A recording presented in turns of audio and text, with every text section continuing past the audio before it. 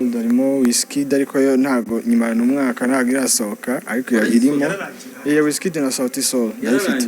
yararangiye ubundi avuga ko niyo umuntu yikora ntago ari umuntu yivuga Mirere ni avuga ko ya mbere yabaye released ninjye wayikoze ibaze nyine gakondo akantu k'akanyarwanda kakunzwe n'umuntu hariya iyo niyo avuga ko ndi gushaka ntabwo ndi gushaka avuga ko sinakora gakondo ngo ndushe Masamba sinarusha Muyango sinarusha Baruti barari bose bakora gakondo neza n'abajile sibyo mbere nta makuru namutanzeho uriya mutima ntago umutima no kuri rumaga ngushyiraho aya ntago ari umukunzi kabisa byarakoroheye kwakira ko Kelly yagiye kwiga oya nashaka kugenda no nanjye zisinge ni inshuti yanjye na n'uburega ibyo bimeze abantu babimbaza nkaho ari ibintu byarangiye turacyari inshuti oya makuru avuga ko yandi bahita zo 26 miliyoni nibyo yandi bahita zo zira miliyoni zose 23 iri hejuru ya 30 yego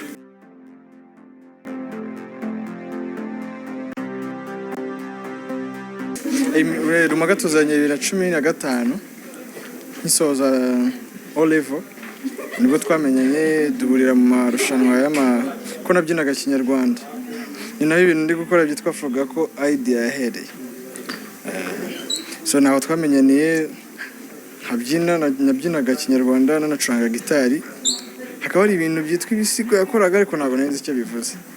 so akazajyaza nkabimucurangira akabivugiraho naho byahereye ubushuti bwanjye nawe kugeza n'ubu noneho twabyinjiyemo bya nyabyo tukaba turi inshuti cyane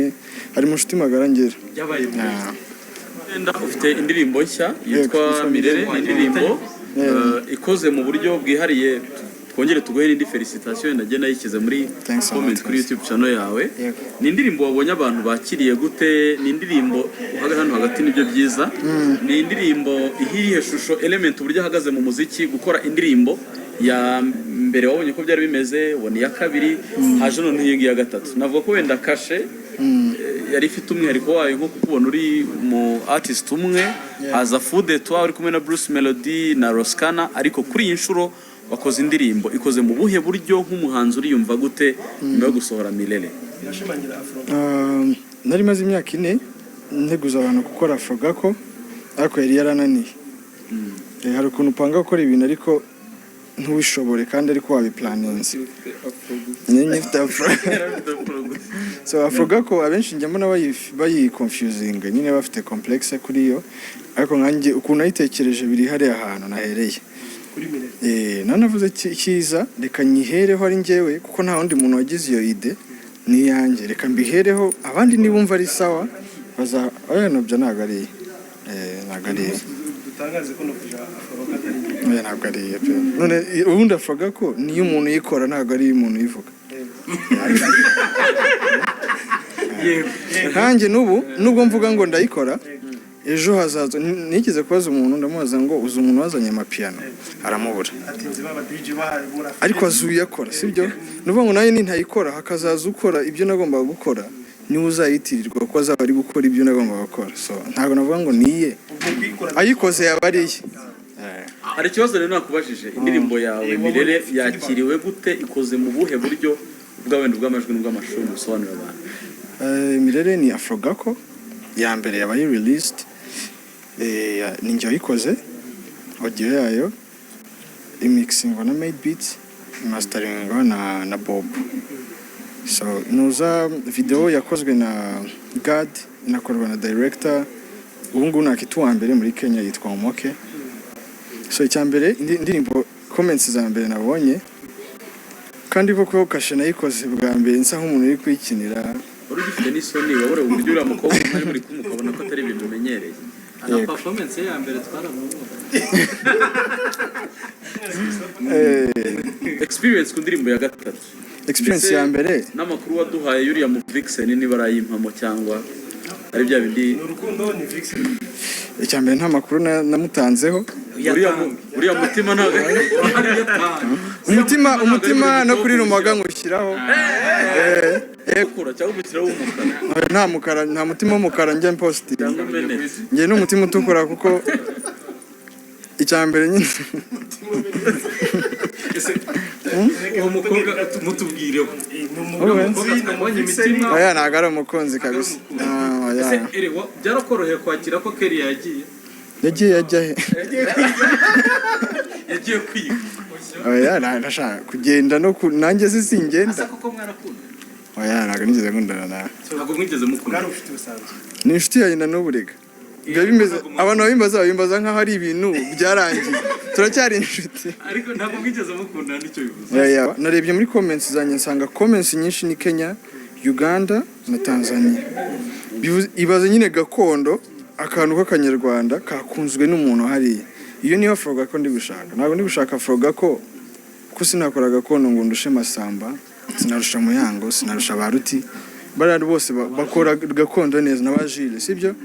ariko njye ikintu ndi gushaka bamasamba bakora ibintu by'abanyarwanda ariko njye ntago inzozi zanjye ziri hano inzozi zanjye ziri ahandi hantu ariko nibyo impamvu mvuze gutyo ntimunyumve nabi impamvu mvuze ngo bambaye ya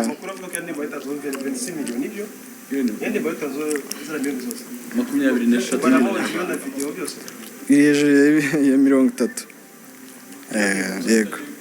amasaha yo kubayita mu bya njye nkora avuga ko ubundi avuga ko bazagenda bayisobanukirwa gake kuko abantu bazi ngo nibyo ndi by'inanga byari bisanzwe oya ntabwo yari avuga ko njye ndi gushaka gukora injyana umunyakenya azumva Rwanda bose so everybody nyine a feeling free azabikore ntabwo ari avuga ko yanjye oya ntabwo iyo nzi ntabwo ari polisi indirimbo ya masterinzwe ya mixinzwe na Made Beats ikorwa na Bob kandi Bob Pro amakuru abera imihanda yakorera umuntu watumye wiga production nyuma yo kumuha indirimbo ntayiguhera igihe umujinya w'umurando nzuzo ibyo rero ubu ndamwumva niwe pe Bob yatumye nshaka nyine niwe watumye njya muri production nasanzwe nkora beats ariko na mu indirimbo yanjye ayimarana umwaka kandi waramwishyuye naramwishyuye so ariko ubu nanjye ndamwumva kuko icyo gihe Bob niwe muntu ubu ngubu uko yaswicinze ubu nawe hari izuba ragita cyane rwose ariko njye cyiza ndabibabwira agahita indirimbo yazayibona umwaka ushize kugira ngo nyine nirinde niyo stress ariko nyine ndamwumva kuko icyo gihe yari ari satire nk'uko nanjye ndumeze ntabwo norohewe kandi ngerageza kubikora none hajemo n'ibyanjye ni hatari ariko Imana nyine iradushoboza indirimbo ya gatatu indirimbo imwe mu mwaka uyu munsi Element akaba ari umuntu watanje bisobanuye iki ubutse no mu Bwongereza ubanza umupfumu wa mugani w'ikarongi akoze cyambere ntabwo nkoresha abapfumu nizera Imana kandi ibyikora ndabibona umunsi ku wundi icyambere nitwa Mugisha I'm blessed nta bindi ni amahirwe nyine Imana itanga n'abandi bose barakora kandi n'ubu igihe cyabo kiba gihari nimba igihe cyanjye ari iki impamvu muri kubona biri gukunda tu so mu Bwongereza byari bimeze bite byemeze bien kuko nabonye abantu nta-expectingaga ko nabona kubona abantu barenga 500 baje bari kubwira ngo twaje kubera wowe so ni iby'agaciro so ikintu ntuza Milele ya reka mbere kuri Food Deto yatumye mfata muziki yanjye nkaho biri seriye none nabigize serious that's why nafashe nyine mwabibonye imbaraga nashyizemo kugira ngo Milele ibe kuriya ibaza indirimbo yanjye nari mbishoboye kubyikorera ariko ya mixinzwe na Made Beats masteringwa na Bob just I want to take it serious kuko namaze kubona ko ari ikintu gishobora anytime kungirira akamaro kurusha n'ibyo ndimo bazi ikibazo cya nyuma wenda abagenzi bagera baraza kubaza hari amafoto twabonye Element uri kumwe n'aba producer cyangwa abahanzi bo muri West Africa indirimbo wakoraga n'izawe nka Element ni za Bruce Melody ni Kenny Soul imishinga wagaragaye ukorera abahanzi bo muri West Africa bwo ni za Nigeria za Ghana gutyo izasohoka ryari ni ya Element ni Bruce Melody ninde mubo mukorana nta yanjye irimo niba hari abahanzi b'amazina akomeye uri gukorera muri Afurika cyangwa isi yose?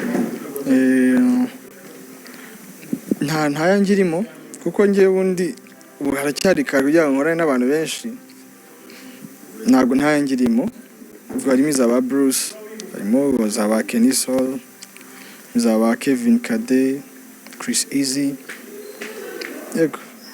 ntabwo ari izanjye, ni iz'abandi bahanzi b'abanyarwanda. Upcoming projects ubwo bahanzi ni bande? Si ngombwa kutubwira ni featuring runaka. Harimo ba DJ Maforisa, harimo The Conle Gold, harimo Wizkid, ariko yo ntago nyuma n'umwaka ntago irasohoka, ariko irimo Wizkid na Sauti Sol yarifite yararangiye, ariko nyine hahise hajyamo akantu kuko batandukanye. Nanjye ubu numvaga ariho ngiye guhita mfatira nyine bita byanga, ariko uko bisa kose nyine ngewe ko nizerera mu gukora, kandi mu gukora ibiriho nizera mu gukora. None niyo mpamvu abantu bajya bambaza ngo intego yawe ni iyihe, urashaka kuzagera? Ntaho mfite, ahubwo ngiye nizera mu byo ndi gukora ubu ko bizabyara n'ibirenze ibyo natekereza ko nzageraho.